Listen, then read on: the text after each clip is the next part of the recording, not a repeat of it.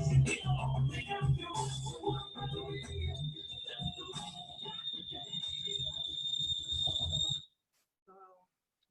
live. That was a little George Michael intro in the interim. Welcome to Talk About It Tuesdays live, y'all. We embrace life, lessons, love, and sexuality. My full face will be on the camera very shortly. I'm reading off the cue card. But tonight we are so overjoyed. We have Rick Banks with us, and he will be joining us this evening to just have a really good conversation about the LGBT experience. Now, we want you to chime in the comments, ask questions. We want this to be a learning lesson. We want this to be positive. So please keep that hate to yourself. Obviously, Rick can't answer all the questions. He doesn't represent the entire community, but we have been having discussions over the last couple of weeks, and none of us are living this experience. And so I wanted to bring somebody on who is a part of the community and who can enlighten us about the things that they deal with, the things that they go through, the life itself. So Rick, thank you for joining us. Appreciate you inviting me. Absolutely. And we got Chris with us, anchoring in for Bo. Thank you, Chris. No problem. Always a pleasure to be here. Yes. Sure. So we're going to jump right into it. Before we get started, Rick, can you just let us know how you identify so that we can make sure we address you properly? Yeah, so as a member of the LGBT community, I identify as gay or same gender loving. And for those who are unfamiliar with the term, same gender loving is an alternative phrase coined by somebody whose name I can't remember, but it is a way of highlighting the intersectionality of race and sexuality, especially when it relates to Black gay men. Okay, so actually, topics, but I kind of erased it off the new agenda. But you bring up race, and I think it's very important. The stigma in the Black community. What is that like? Can you talk more about it? Is it different, as far as you know, for other races? I can't speak for other races. I can only speak from my experience. But I can say that there, still exists a stigma in the Black community, especially I think with older generations. I think younger folks are more open, more exposed to it. You got, folks in middle school and high school who are coming out, and there were folks when I was younger, but it wasn't as prevalent as it is now. And so I think that we're getting to a point where, especially with younger folks, it's just like, it's not as big of a thing. But even then, like, you still have some circles, depending on what circle you're in, depending on how hyper masculine the circle is, there's still that sense of, homophobia or just dislike or whatever you want to call it, non-tolerance. Yeah. So do you think that we're making progress then? When you talk about, I guess, traditional society and, their perceptions of that particular community, do you think we're making progress in terms of acceptance? Oh yeah, I think so. I think every person that comes out and, has like an intimate conversation, or every conversation like this that happens makes it easier. I think that we're having more and more of these conversations, and more people are, willing to sit down and talk about it and, really hear about people's experience. And I think that's making it easier for people to, have an understanding of it and to look past, whatever preconceptions they might have, to at least, try to understand and be accepted. Well, are there any kind of barriers or any kind of opposition that may have existed years ago, maybe when you were, I guess, making a statement about your own self versus, now? Yeah, I think the biggest thing is always probably has been, and not trying to offend anybody or anything, but the church, and people's religious beliefs about, homosexuality. And for me, like, my dad, because that seems like that's a lot of, especially when you look at the church choir, that seems like that's the culture there. And so it's kind of funny to say that. Right. It's a thing though, like it's weird because it's like, for some folks it's evident, but it's a contradiction. The church is supposed to be, I think, wants to be open and welcoming to everybody, but at the same time, the church, has to be and wants to be, to stick to the doctrine and the dogma that they have. And so For me, my dad, he's religious, and when I came out to him, his whole thing was, I just don't want you to go to hell. And so I'm like, I get that, I understand that, but I don't believe that. So it's not, I can't change who I am because your beliefs say that I'm going to hell. And so it was just a thing that we had to work through and get through. But I think that's for a lot of people, like the general fear and stigma or whatever it is, it ultimately a lot of times just comes down to, well, the Bible says, so that's where I'm at. And we have a disagreement. There's nowhere we can go with that except to understand that, I respect you and your beliefs. All I'm asking you to do is respect me in my life. Did you grow up in a church, Rick? I did, and I'm kind of still active in the church. I didn't grow we didn't go religiously like every Sunday, but I was in the Easter, Christmas church every now and then kind of household, and so but we did also grow up with Christian values. And so my dad's more religious than my mom, and I grew up mostly with my mom. I was with my mom, and so that was not as much of a thing for me. But I have always had kind of a spiritual leaning and wanting to be, connected to a higher power and things like that. So I looked to the church. I looked to pretty much any religion that you can think of at some point. I gotta ask you this then. How could you be a part of something that contradicts who you say you are? That contradicts your very identity.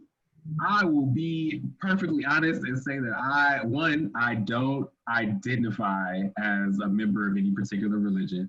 And I pick and choose, the church that I affiliate with, it's all about love and respect and, worshiping and there's no preaching of hate at the church that I go to. I've spoken in the pulpit at the church that I go to.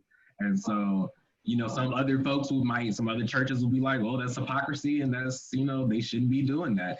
My pastor, I just got married in February. The pastor of the church that I attend, she married me and my husband. So it's just hasn't been a thing for at least the church that I attend. It's a United Methodist church. And as you might have heard, there's been a whole schism going on in the Methodist church because of homosexuality. So it's a thing, but congratulations on your marriage. Appreciate it. So is that legal in the state of Wisconsin? Is it recognized? Gay marriage is legal in every state of the union right now because of a Supreme Court case in 2015. Absolutely. Beautiful. All right. So the age-old question, and I this is one of those things, and again, you're going to slap us on our wrist if we, you're going to correct us because there's ignorance over here, honey. Age-old question. Are you born gay or lesbian or any of the other sexual orientations that are not heterosexual, and or is it a choice? So I guess I don't necessarily prescribe to either because I just my memory doesn't go back to being to when I was born, so I can't say if I had these thoughts. Also, as a child who's thinking about, well, maybe some kids, but as a child, I wasn't thinking about sex with anybody, and so that wasn't a thing that happened until puberty. So for me, it was it just kind of evolved. But when it comes to a choice, the question I always push back to people is, when did you choose to be straight? Assuming that you're straight, when did you sit down and think, I really need to make a decision on this, and it's really been bugging me, and I think I'm going to be straight. Well, the easiest question to answer toward that would be then, when was your first crush then? No. When was my first crush? Was it a girl or a boy, Rick? I have had girl and boy crushes. My first crush was a girl, actually, now I think about it. My first crush was one of my sister's best friends.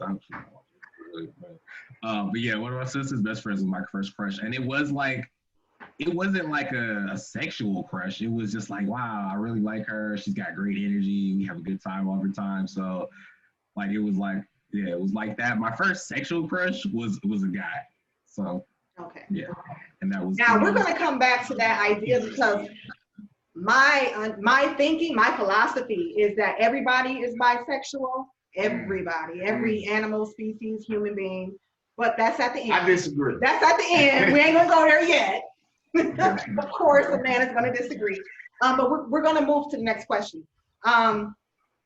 Is there is there really a such thing? And so maybe this is kind of leading into it. Is there really a such thing as being bisexual?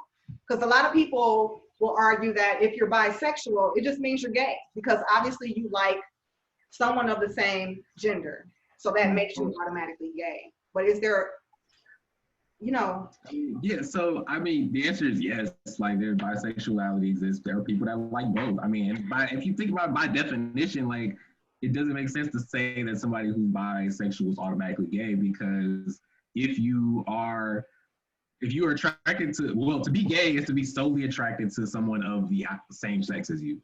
So, like, the minute you are or change your definition and also are attracted to somebody who's of the opposite sex or of a different sex, however they identify, then you're not just gay anymore. You are something different. And most folks would identify as bisexual in that sense.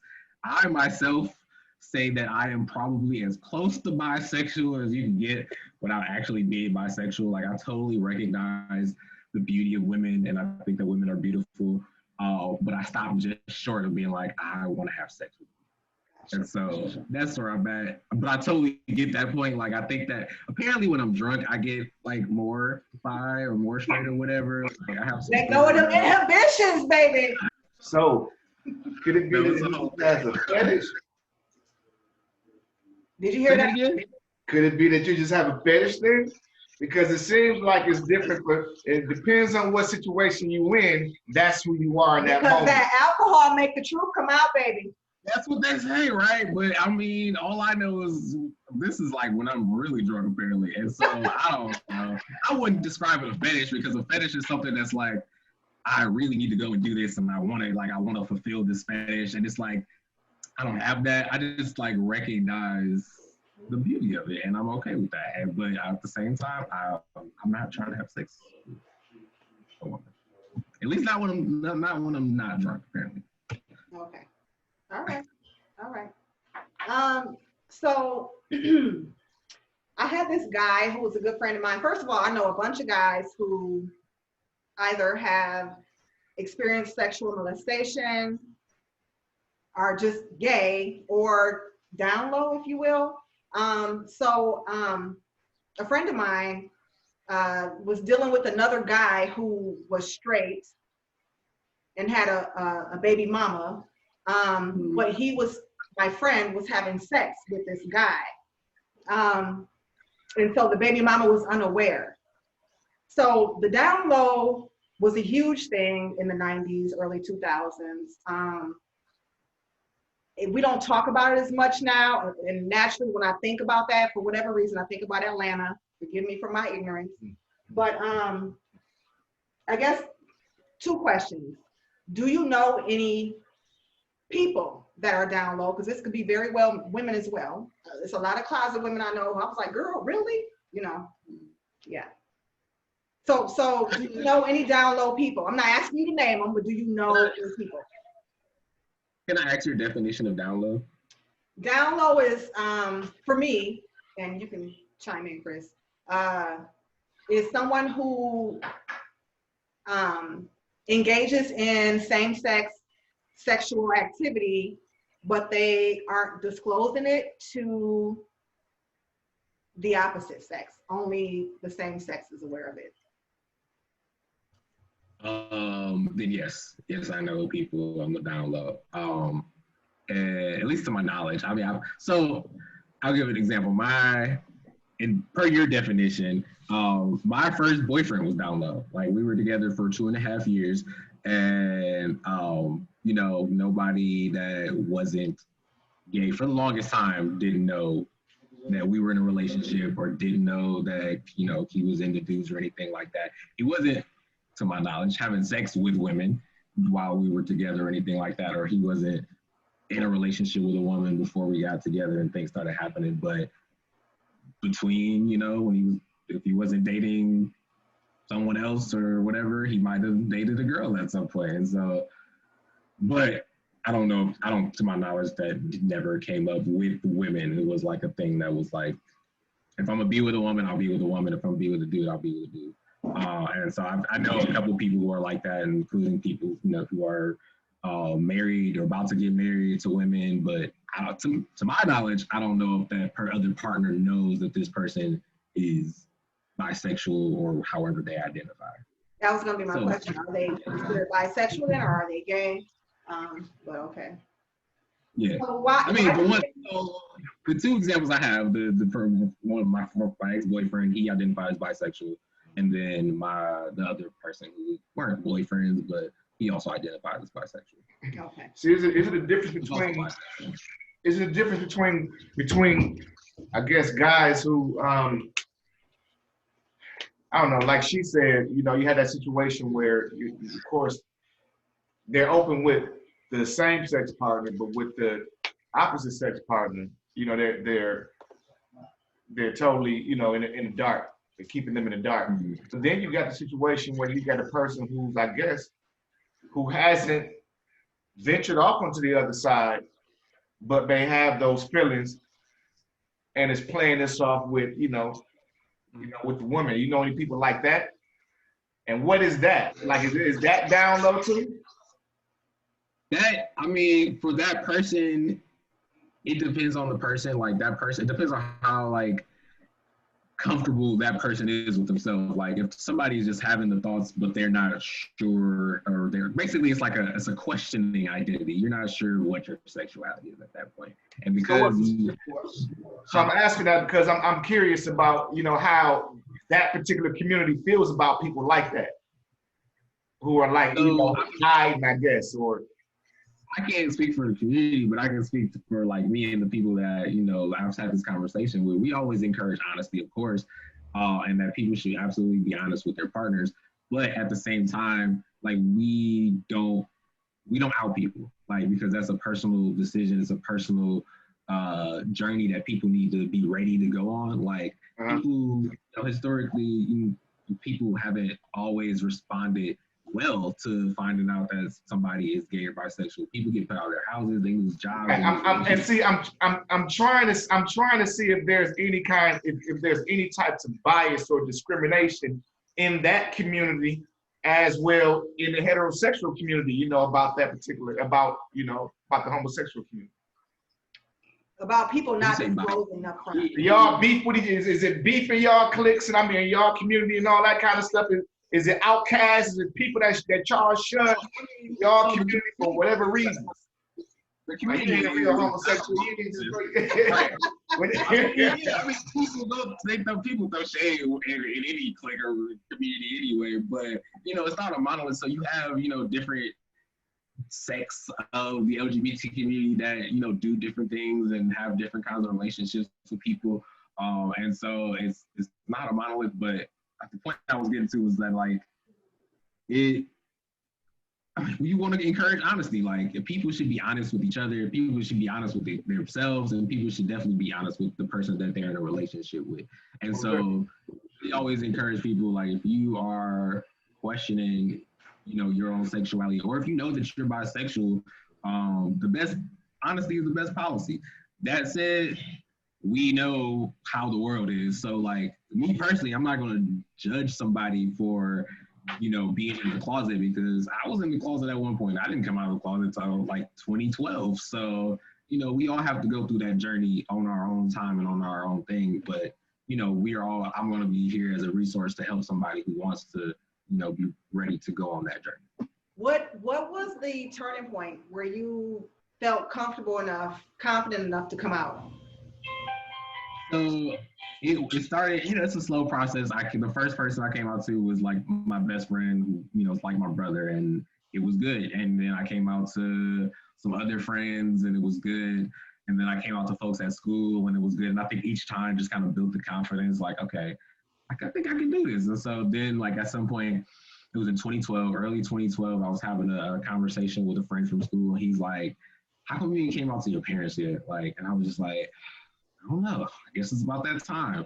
So a month later, I came out to my parents, and at that point, like I was at a point in my life where I was financially independent. I was, you know, starting to do things and coming to my own. And so I was at a point where I was like, first, I meant to ask this earlier. What's the audience? Can I swear on this, or should I keep it PG? You can do what you want, honey. This is liberty, freedom. right? I was like, fuck it, if somebody don't like it, I'm gonna cut them off. Like it's whatever. So I was ready to cut off my dad. I was ready to cut off my mom. I was ready to cut off anybody that had a problem with it. That's your problem, not mine. It is what it is. So I just got to that point, and I was just like, I told my mom. She literally all she said was okay, and that was it. I told my dad it was a whole different reaction, but we worked through it. So yeah. Do you think they were aware? Do you think? I think so. I think, they say mama knows. Mama always knows, supposedly. I think she was aware. My dad was completely caught off guard, supposedly. And my mom, and to give you context, my mom and dad have been split since I was like 1, 2. So like I've never lived in the same household as my dad except for like a couple months at a time or something like that. But my stepdad swears up and down he knew for the longest. So They know.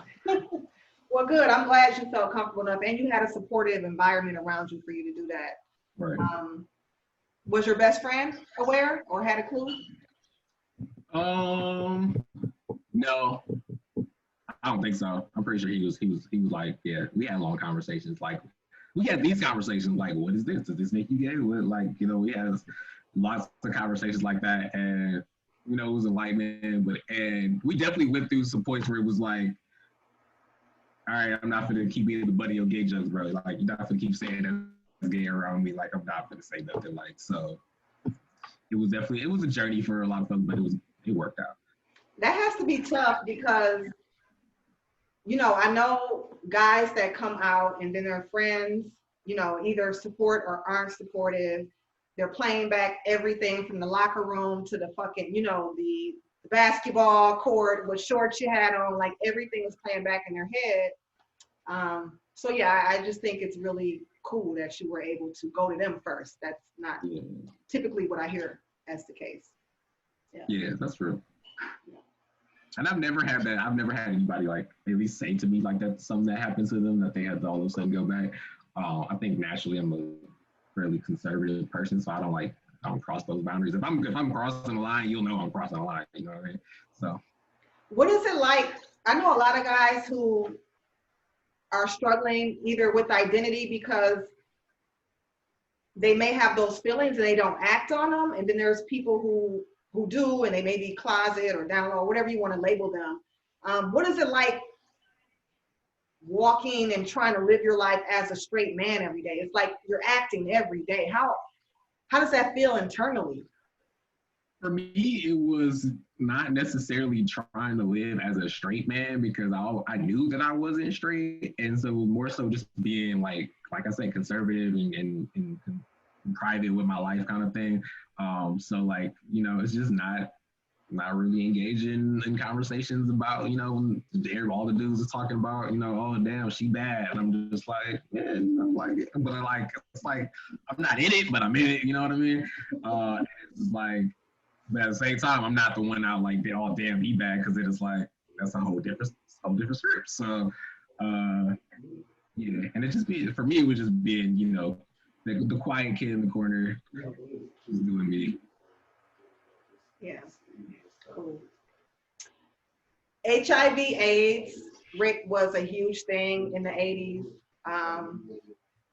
There's all kind of conspiracies about where it started, whether it was in prison, whether it was intentional, whether it was a gay disease. Women, for a moment, Black women, in fact, were one of the highest growing numbers of infected new cases of HIV. And that was attributed to men, gay men, having down low sex and then coming back to these relationships with the women.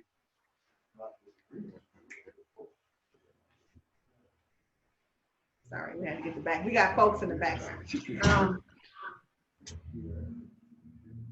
I haven't heard about HIV in a minute. AIDS, we're talking about COVID and we're talking about everything else.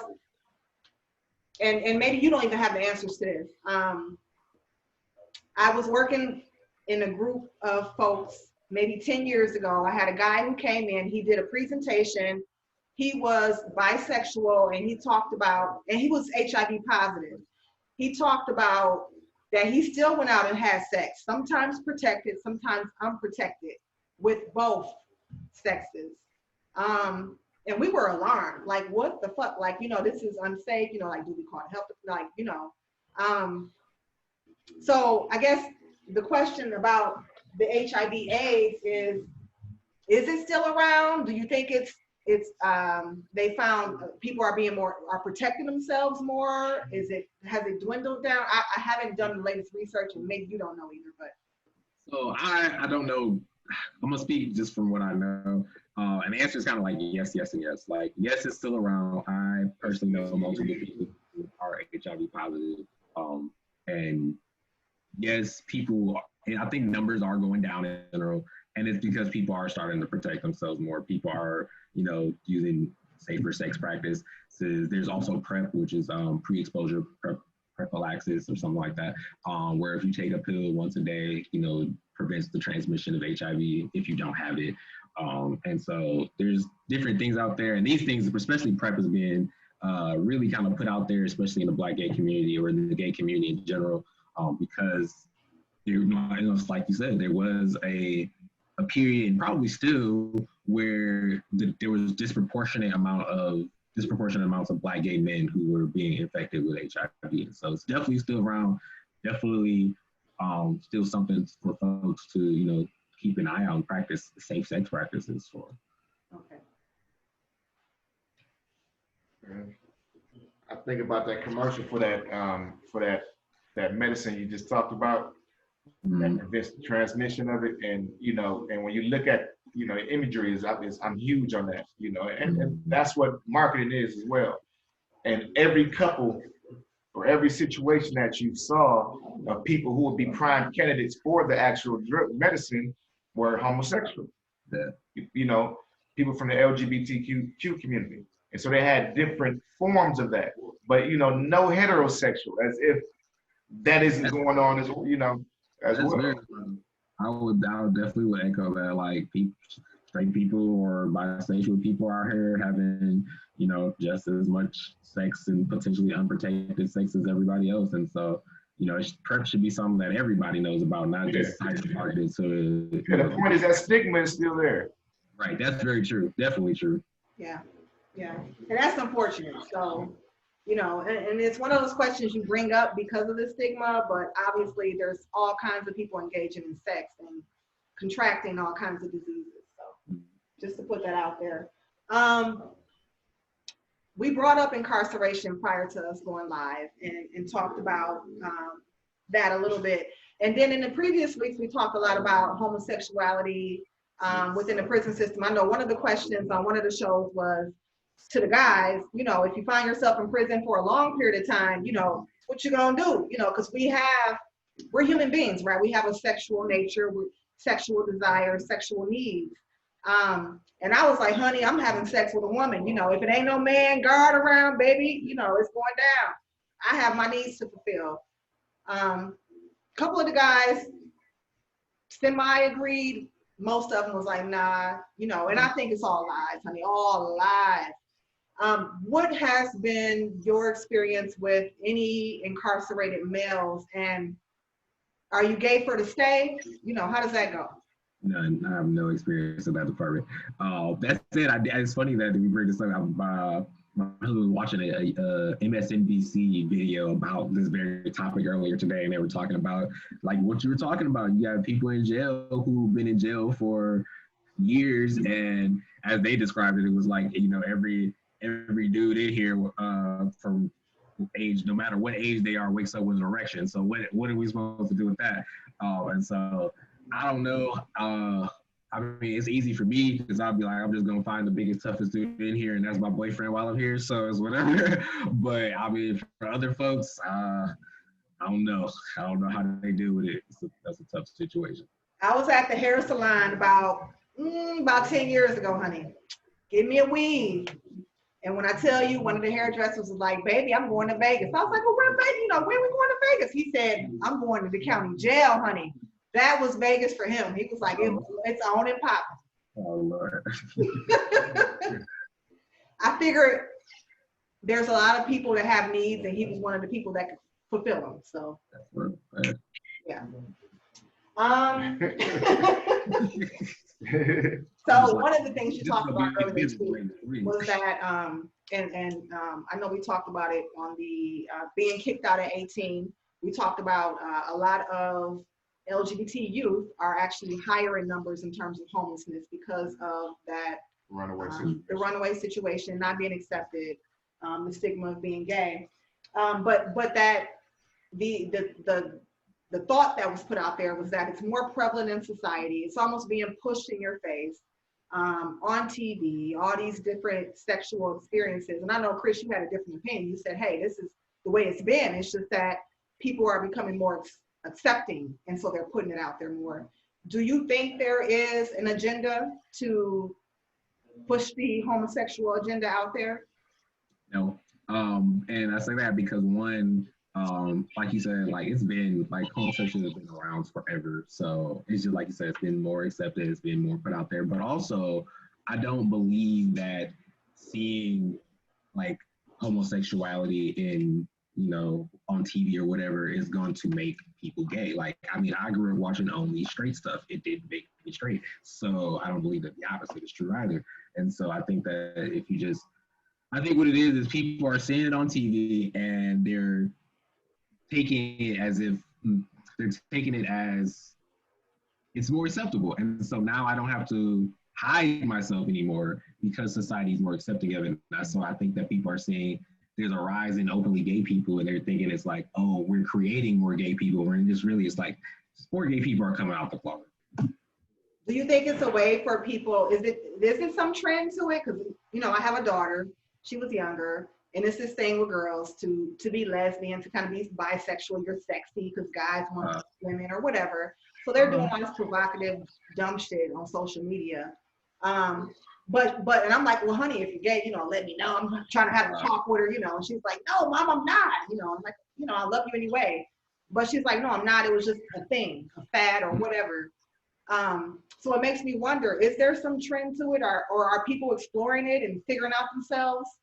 Like I said, that questioning phase exists for a lot of people. And so I think that people go through, you know, trying to figure themselves out. And so people, you know, to some extent, especially in like school with kids, you know, people like to do what's cool. And so there's probably some truth to that. Some people try it out, even if they wouldn't have otherwise tried it out because it's just kind of the thing to do. But I think that's even still like most folks who are like, if they try it out, they know. Like once they try it out, they probably know. And it's like your daughter, she tried it out and now she knows. Like now she whatever. But do you think the imagery of homosexuality in media, do you think it kind of like it pushes them or gives them the okay to even explore, you know, whereas maybe before, you know, the increased, you know, image of that, you know, before that we didn't have that, and so people, I don't know. Do you think is it encouraging to you know to try it out, to make a person feel like they can try it out, or if they should?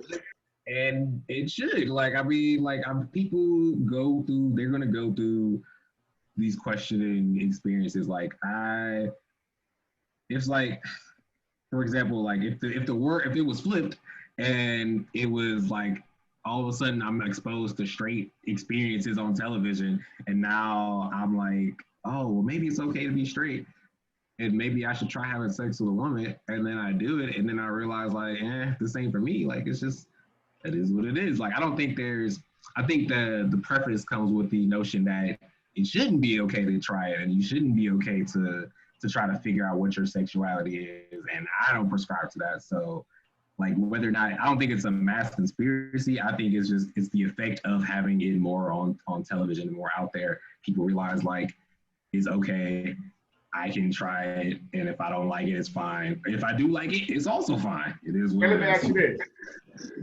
When is it okay for the other person to know? While people are, now listen, now hear me out though. You know, while people are exploring their sexuality or trying to figure out who they are, and you know, of course they're questioning themselves, or they even may know about themselves, but they're not ready to come out, you know, completely. But they're still having these different types of experimental relationships with people. When does the other person get to know them? if y'all are in a Do you relationship, think or do you think it's some kind of deception going on, some kind of trickery going on? if y'all are in a relationship, then that person deserves to know. But if y'all are not in a relationship, what you need to know for? That's like, I mean, do you need to bring up pictures of every other woman that you've ever had sex with, before you engage with this other woman? Most people, I don't think, would say yes. And so for me, it's the same thing. Like, if this is a one night stand or whatever, why do I got to tell you that I'm bisexual or whatever? But if we are in a relationship and all of a sudden, and if we were in a relationship and we went into this relationship with you thinking that I am straight and I'm thinking that I am straight, and all of a sudden I don't think that I'm straight, then at some point I should communicate that to you as my partner that, hey, this is happening to me, and hopefully we can work through this together. And if not, then I guess that is what it is. But I mean, that's the fear. Like, people are like, you increase your risk of a lot of different things. A lot of different monkey wrenches in the game when you're having sex with a man and a woman, and then you're having sex with somebody who doesn't know that you're bisexual. You increase their risk of contracting any kind of disease, or not even on the level of medicine or anything like that. Just on a spiritual connection with that person. It kind of confuses them. I get that, and my response. I'm just asking that. I'm just asking that question. Don't mean that I feel that way. I'm just asking. I'm just saying, like, my response would be like that. That person who, when you are engaged in sexual intercourse with somebody, especially if it's somebody that you are not in a monogamous relationship with, my personal opinion is that you should take the precautions as if that person, man or woman, has every disease in the book, like, until you get to that state where you know that they are good. And then it's however y'all decide to communicate that. But if, it doesn't, there's no difference in my opinion. Like, you take that risk of a dude who's had sex with 100 women has, a risk of all these diseases just as much as a dude who's had sex with 2 dudes and 2 women. Like, the risk is still there, and you should take the precautions to protect yourself until you. I wanted the dating scene is risky like it is. You know how it was when we was coming up in our 20s, and we just fresh out of high school and everything, and we want to explore the world. I wonder how risky it is for the heterosexual community compared to the homosexual community. Is it the same for real? Can I say this? And I don't know how scientifically correct this is. What I do know is that men, because of your testosterone, have a stronger sexual drive. So that's been one of the reasons why they label homosexual men as being more promiscuous, hypersexual than more than let's say women who may be homosexual. So yeah, that's my point. Overall, but I'll also say I know some women who are out here just as much as men, and I know some men who ain't had sex in years. So it depends on the person. Very individual. Okay, we gonna play a game, Rick. All right. So ignorant folks, we don't know much, honey. So you always got to correct us. We got to make sure we PC, politically correct. So the game is called "Are You Gay If?" Okay. All right. And you can let us know, or you can let us know, hey, it's kind of gray area there. All right. All right. So are you gay if you are a married man or an involved man that enjoys wearing women's dresses in the privacy of your own home? No. No? No. Okay. Like, no, I could give you the preface, but I feel like it's going to ruin the Yes, you are. I think that makes you a man who likes to wear women's underwear. Like, clothing is a social construct. Like, what does it matter? Like a woman's t-shirt versus but it would be categorized as queer. That would be categorized as queer in a whole acronym. I would agree with that, but queer is not the same thing as gay. I'm glad you said that, because so then why is all of those sexualities lumped together, as if they're this one conglomerate?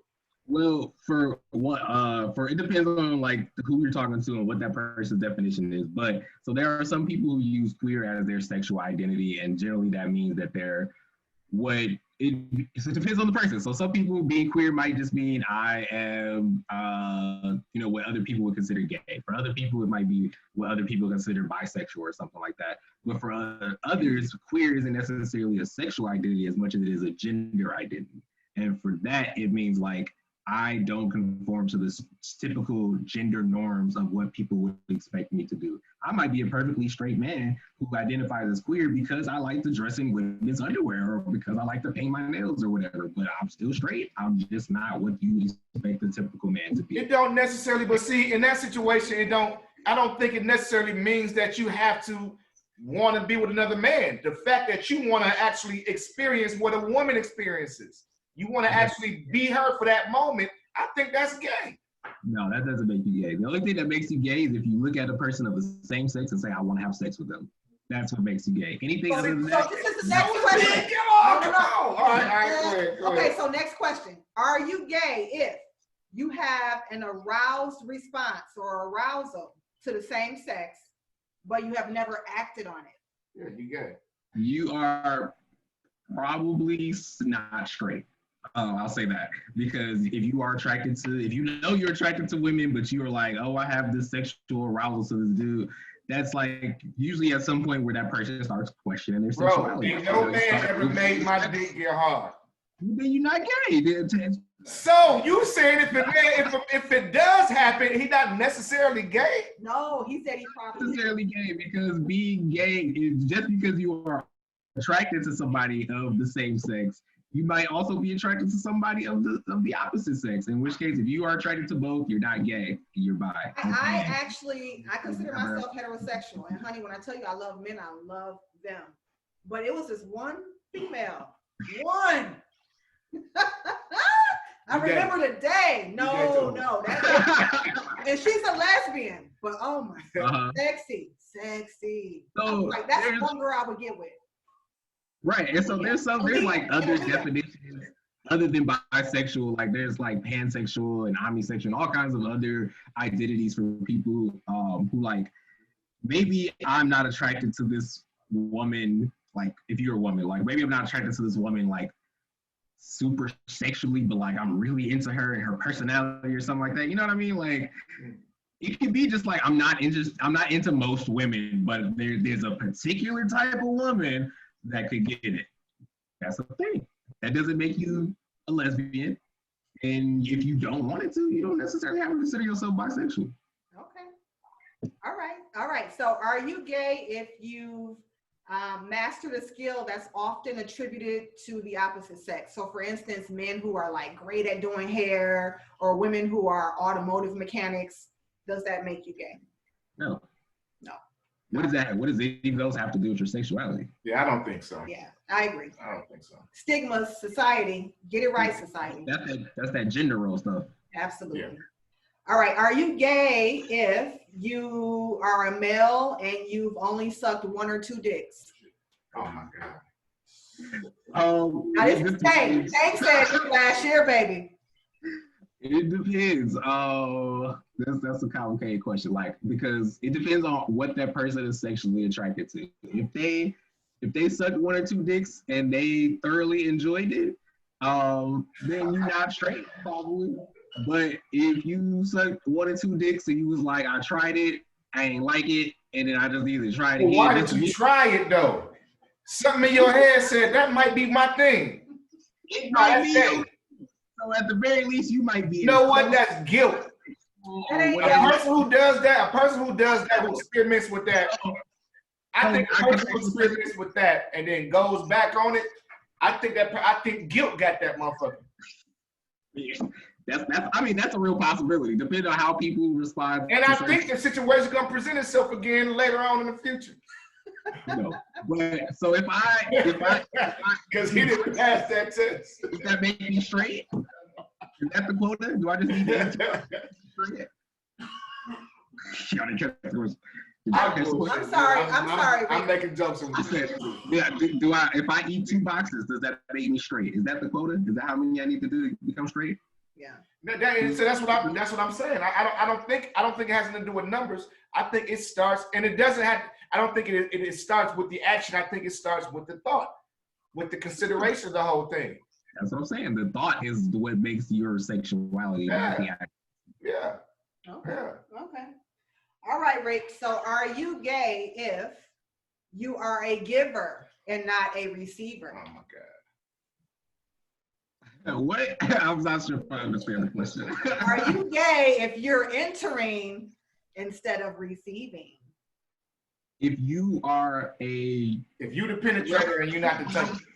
What I would assume you're trying to say is if you are a man who is fucking another man, are you not gay? Right. You're gay. I mean, if you're fucking it, you're enjoying it, and you do it on a regular basis, you're not straight. You might still be something else, but if that's all you do, that's probably queer too. That probably fit in the queer section too. For real, the undefined section, like how? Well, it depends on how that person identifies. Yeah. The thing is, they don't want to identify with it. Well, because they feel like they're not gay because they're not being penetrated, but they're engaging in a sexual act. It's a thing. Like, I don't know. Are y'all familiar with the term tops and bottoms? Yes. Okay.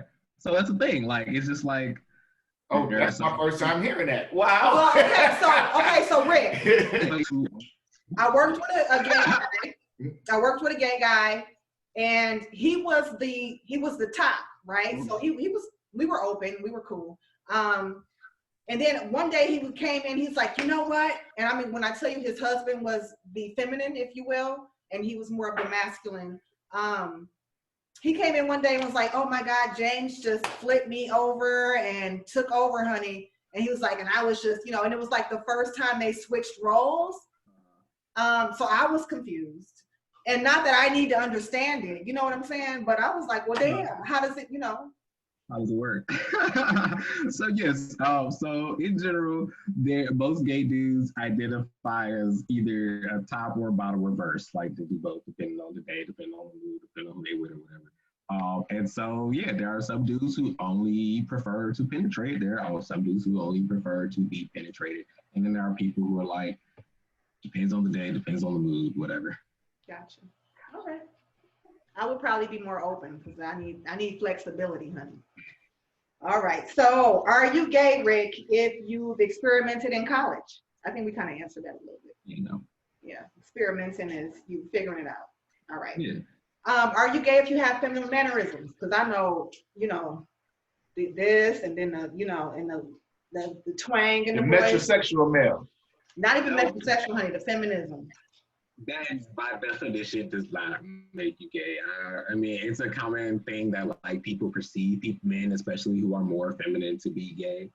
But I know, like you said, I know some feminine dudes who, to my knowledge, are straight. Mm-hmm. And I know, there's lots of masculine dudes who are gay. Yeah. I think mannerisms are more attached to sexuality the older you are versus the younger you are. So when you see kids who, especially boys who grew up around a lot of feminine energy. Yeah. And they kind of have that I guess that feminine twang about themselves, but they're not gay at all. Right. And I push back, like it's not, I don't know how it comes to be people's like personality and mannerism. But I'll say like it's not like a default thing, like if you're gay and you grew up around a lot of women, that you're gonna be feminine. Because I grew up around a lot of women. I didn't really have many, if any, role models until my mom got married 10 years ago. So, yeah. Okay. All right. That's honest. All right. Okay. So, are you gay if you were molested and now have confusion or any kind of conflict about your sexual identity or sexual attraction? Oh. Good question. Okay. And also like you said earlier, not every person who identifies as LGBT has had a molestation experience. And so it's not a thing that's like, this happened and that's what made all the gay people. It's just, some straight people were molested. And so, Absolutely. Okay. Mm-hmm. Are you gay if you engage in threesomes or group sex? No, you are probably, well, no, because I know lots of straight dudes who've been in threesomes with other straight dudes. Man, listen, homosexual male. A lot of, when it comes to young black boys experiencing their first piece of pussy, is with other males it was with their other friends in the room, other girls too, but other boys in the room all together, and it's really like the individual is waiting for somebody to give them the push to go ahead and go all the way through with it. You know what I'm saying? It's brand new to all of them. But I remember shit, and I went to Garden Homes, and my friends, they used to, after school, they used to go to them abandoned apartments on 27th Street, right by Capitol, right by McDonald's and shit. They used to take girls up in there. In elementary school? In 6th grade. So yeah, they needed support. I mean, I've definitely heard and seen a phenomenon like that. So that's why I instantly took that back. Like, nah, I know some straight dudes who. The abandoned apartment buildings, that used to go down with little kids. Straight up. Probably still do. For real. Well, the things we learn. Okay. All right. So, Rick, are you gay if you are a man that found the late artist performer Prince attractive? Like if you were sexually attracted to Prince, you are probably not straight. Okay. All right. But if you just thought he was fly, no, that doesn't make you gay. Okay. Was Luther gay? Luther Vandross? Yes, sir. I heard. That's what the streets said. I don't know. I ain't know. Okay. Yeah, he was. He was. I think he was. Yeah. But you can't hate on Luther, honey. Big Luther, little Luther. No, I can't hate. No. Okay, what about Michael Jackson? I don't know. I can't speak on anybody's sexuality. They told me that they was gay, but I don't know. I don't know. All right, Rick. So for a moment, you get to sit back and chill. I have actually something to share. What I did find out, because I've been talking to, again, a couple of the guys, a couple of the females, like, you know, what kind of questions can we ask? What should we talk about? Because, again, this is such a broad area. There's so many different groups that are lumped into this umbrella. And there's so many ways we could take this conversation. But one of the things, and my goal was to, again, create understanding and awareness, and to, for me, look for other things that suggest that homosexuality is normal. So what I found is that there are 1,500 animal species that are known to practice same-sex coupling. Known, honey, there may be more. So I'm going to share some with you. I have 10. You ready for this, Rick? Go for it. All right. She got the pictures and everything. Yes, sir. So I found this on DW.com, and I believe that's Discovery World, y'all. So we got 10 different animals here, and they talk about from insects to fish to birds and different mammals, honey. Everybody is engaging in homosexual activity. So you have the necking giraffes. One of the things about the giraffes is that there's more same-sex than opposite-sex pairings, and that they tend to do foreplay. And foreplay for them is doing that neck play, and they do that for about an hour. And that gets them in the house, and they get going. Yes. That makes sense. No, that's yes. Social bottlenose dolphins. Dolphins. Not the dolphins. The dolphins too, baby. The dolphins, they help people get to shore. Female and male. The dolphins is gay too? Female and male, yes. Homosexual behavior, including oral action, where they actually stimulate the other with their snout. So that's some stuff right there. You got a little oral activity. The male bottom nose dolphins are generally bisexual, but they do tend to go through a period of being exclusively homosexual. So that's something there. Damn. You got the lions, baby. King of the jungle, honey. What? Nah, I don't believe that. Bromance. That's bullshit. Bromance. That's some Trump shit. Man, baby. That's right wing. That's right wing fake news. Fox News ain't doing that shit. Take that off of here. You ain't gonna do the lions like that. The king of the jungle in Africa. I'm not going for that. So again, and this might have to do with evolution. What they do is they pair together because they have to battle against other coalitions or other lion packs. And these two males have to go on a trek together for a period of time. And during that time, for them to build that bond, they fuck each other.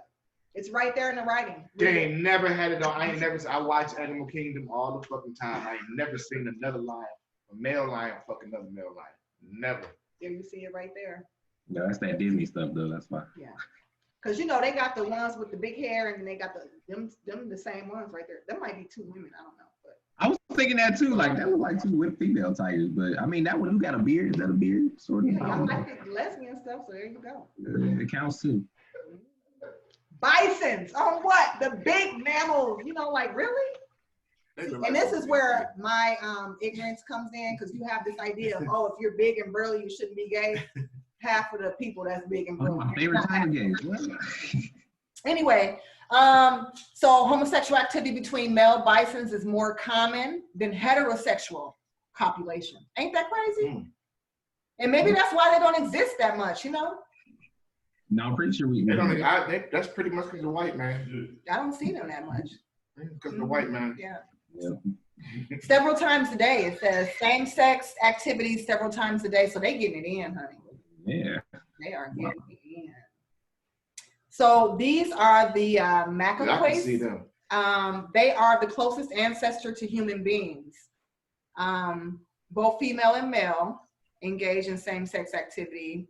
Males usually only do it for a night. Females form intense bonds. So really with this group, the females were more likely to be homosexual than the males. And I thought that was interesting because they're the closest to human beings. 100%. So there you go, the lesbians, shout out. 1/5 of swans, is this the swan one? Let's see, what is this bird? Albatross. Okay, albatross, okay. Homosexual partnerships.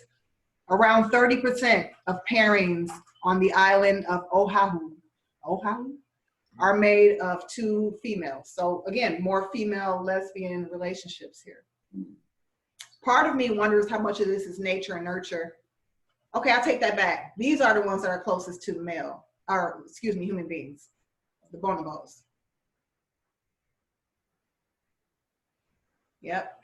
Okay. So they seek sexual pleasure. They copulate frequently. Wait, I have a question.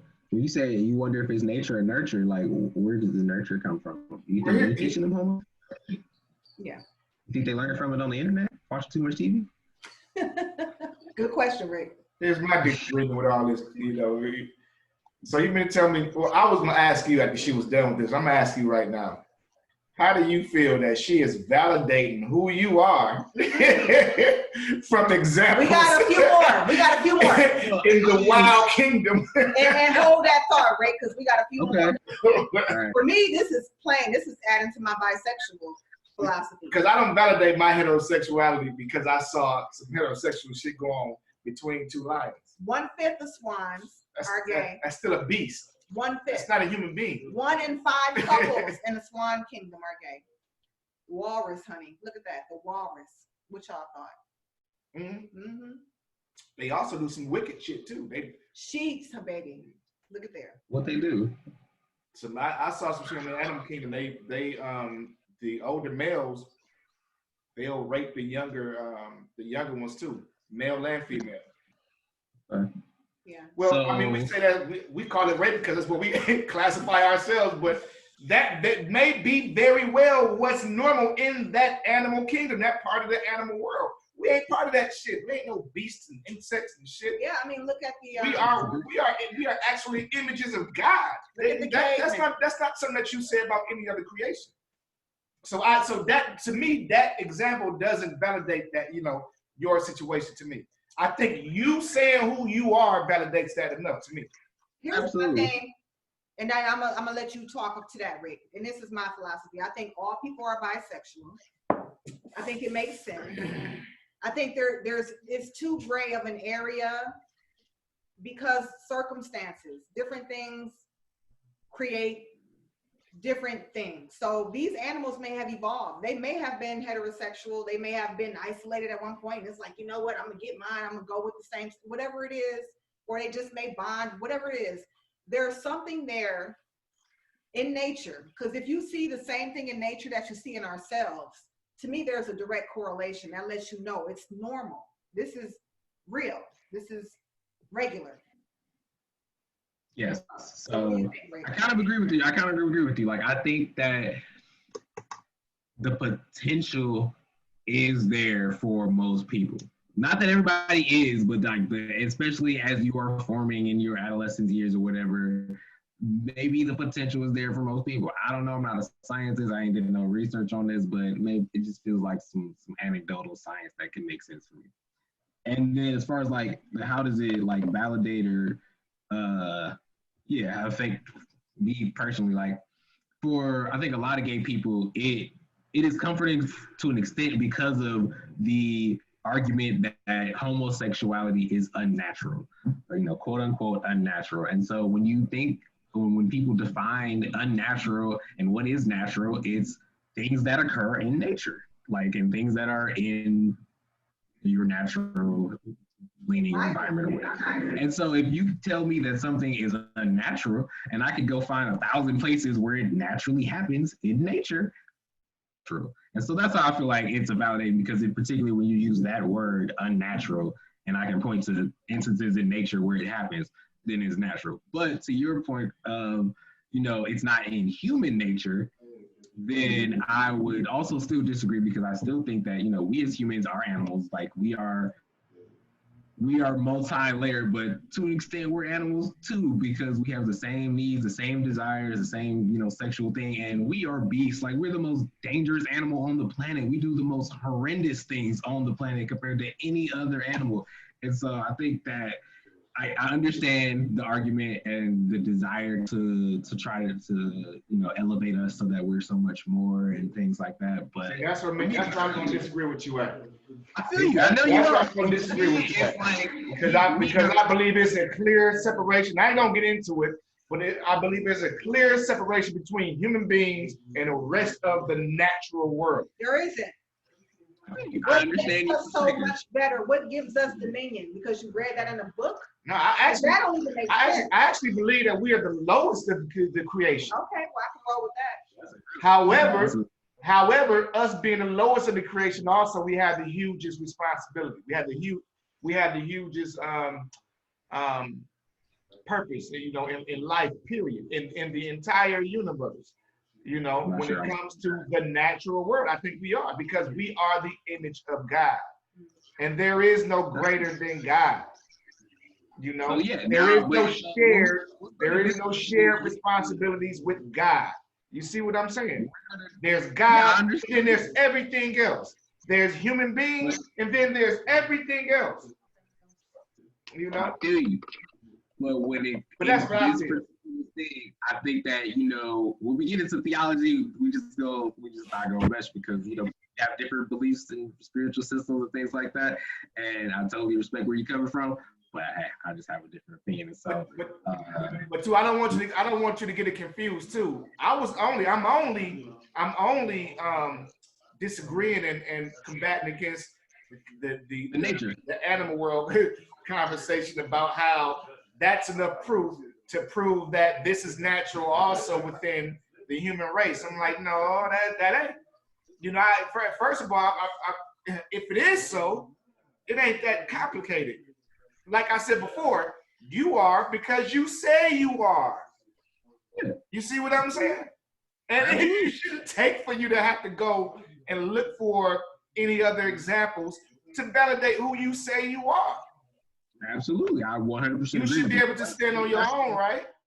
Yes, but when a person says that you or what you do is unnatural, then how do you? There's no like. I never said it wasn't natural. The only thing I said was you can't compare the two. You can't compare the two. You can contrast, but you can't compare the two. If you can only in the most basic things of breathing air and reproducing and eating and all that other, and homosexuality apparently. So we just got to take that into account. So Rick, I tried to dress according to kind of the topic, and I was looking for rainbow shit, and I was like, damn, I don't have anything rainbow. So then I felt bad, like, am I not as supportive of the community? Don't she sound like a white person who said I got black friends too? Exactly. I'm sorry. So correct my ignorance. Like we don't. It's there's for that. racial. He is not looking for your validation. And so, like, for instance, there was a whole thing about like adding a brown in I can't remember the colors, but some other colors to the rainbow to add the LGBT, to add the racial experience to the LGBT thing. And like even black folks are divided on that. Like some folks are like, we need to put it in the rainbow to show that, there are minority people. And then some people are like, hey, that's literally what the rainbow meant. Like there's people of all different kinds of colors and stripes. So I'm saying rainbow, not to my knowledge. And you're more likely to see me with like the Pan-African flag than with the rainbow flag somewhere. But that's just a matter of personal preference. And yeah. So. I had a comment. That would be a whole nother show, because there's a lot of Pan-African men who are homosexual and down low, but that is my experience, again, in my opinion. But I do like the Pan-African, much respect. I almost started to wear my Pan-African earrings, so I should have. But instead I wore this queen, honey, to represent us, baby. Yeah. One of the things that I love, Rick, I don't know if you watch it, and this might be one of those ignorant things where I'm like, okay, because I watched this, that means you watch it too. But Legendary, I don't know if you watched the ball. I love Legendary. I thought you were going to say Pose first, because when I describe Legendary, I describe it as Pose mixed with America's Best Dance Crew. But then people said that was a bad analogy, but whatever. I love Legendary. It was great.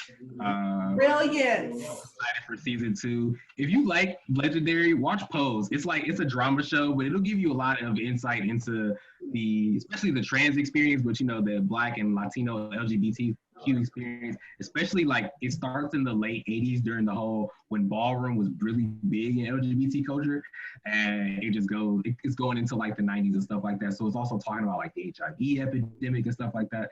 Really good show. Pose is on FX, but Legendary. I'm gonna check it out. I'm gonna definitely check it out. So I think that is all that we have, actually, Rick. We are at an hour, a little over an hour. I appreciate your time. I want to thank you for joining us. I want to shout out Lord Master for this nice apple red backdrop bottom, honey. We're gonna get a little stencil or something right there, a little fly. But we working over here. We got all kinds of little props and shit we moving around. Rick, thank you so much. Is there anything you want to share with the people? Any last minute thoughts? Anything that you want to plug? Yeah, okay. I suck at last minute thoughts, but I do have some plugs. I co-founded a business app that's a database of Black-owned businesses. That's what this flag is. It's kind of our logo for MKE Black. So it's called MKE Black. It's a mobile app available on Apple and Android. We also have a website directory where we're trying to get any and every Black-owned business in the city of Milwaukee listed on our website. I think we also have podcasts. So at least I know we did at one point. So I have to make sure y'all get added to the podcast list. But yes, please visit our website and support the Black-owned business. What's the website? www.mkeblack.org. Okay. Thank you, Rick. We're going to get you back soon, and we appreciate your time, and thank you for enlightening us. No problem. Have me back anytime. This was great. All right. All right, peace, brother. No problem. Peace. Bye, Rick. A lot of you homosexual, he hung up. Oh, damn. Okay, well, since y'all still watching, them homosexual men be sexy, baby. I'm going to just tell y'all. Okay, I'm out. See y'all next week.